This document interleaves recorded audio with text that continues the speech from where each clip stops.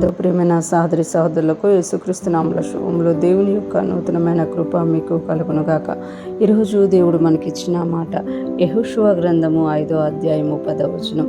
ఇశ్రాయేలీయులు గిల్గాల్లో దిగి ఆ నెల 14వ తేదీన సాయంకాలమున యెరికో మైదానంలో పస్కా పండుగను ఆచరించిరి. ఈ మాటలు మనము యెహోషువ గ్రంథంలో చూసినాము. దేవుడు ఏదైతే మాట ఇచ్చారో, మోషే ద్వారా దేవుడు ఏదైతే బయటికి తీసుకొచ్చారో, వాళ్ళు బయటకు వచ్చినప్పుడు కూడా పస్కాను ఆచరించినట్టుగా మనం చూడగలం అనమాట. పస్కాని ఎప్పుడైతే వాళ్ళు ఆచరించారో, మొదటిసారిగా ఐగుప్తులో వాళ్ళు పస్కాను ఆచరించినప్పుడు ఆ యొక్క సంహార దూత వారిని దాటిపోయినట్టుగా మనము చూడగలం అనమాట. ఇక్కడ కూడా ఈ 40 సంవత్సరాలు వారు ప్రయాణం చేసి వారు మరలా ఎక్కడికి వచ్చారు అని అంటే యెరికో మైదానానికి వచ్చారనమాట. యెరికో మైదానంలోనికి వచ్చినప్పుడు వారు ఇక్కడ మనం చూస్తే ఇశ్రాయేలు గిల్గాల్లో దిగి ఆ నెల 14వ తేదీన సాయంకాలమున యెరికో మైదానంలో పస్కా పండుగను ఆచరించిరి.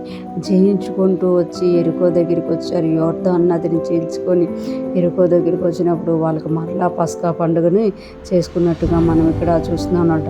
వాళ్ళు గిల్గాల్లో దిగి ఆ నెల 14వ తేదీన పస్కాను ఆచరించారు. యెరికో పట్టణంలో వారు పస్కాను ఆచరించారన్నమాట.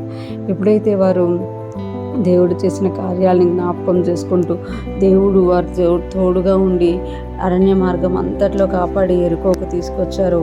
యెరికో ప్రాంతంలో వారు పస్కాను ఆచరించినట్టుగా మనం చూస్తున్నాడు. పస్కా అనేది వారి జీవితాల్లో ఒక ప్రధానమైన పండగగా దేవుడు చేశారన్నమాట. ఆ పస్కానే యేసయ్య మనకు ఆ పస్కా పశువుగా వధింపబడినట్లుగా మనకు కృత నిబంధనలో తెలియజేయబడుతుంది అన్నమాట. పస్కా పశువు ఎప్పుడైతే వధింపబడిందో, పస్కాలో ఎప్పుడైతే వాళ్ళు పాల్గొన్నారో, వాళ్ళ తర్వాత మళ్ళీ యెరికో ప్రాంతాన్ని జయించినట్టుగా మనం చూడగలం. ఐగుప్తులో వాళ్ళు పస్కా పండుగను ఆచరించినప్పుడు ఐగుప్తులో నుండి వారు బయటకు వచ్చినట్టు సంహార దూత వారిని దాటిపోయింది.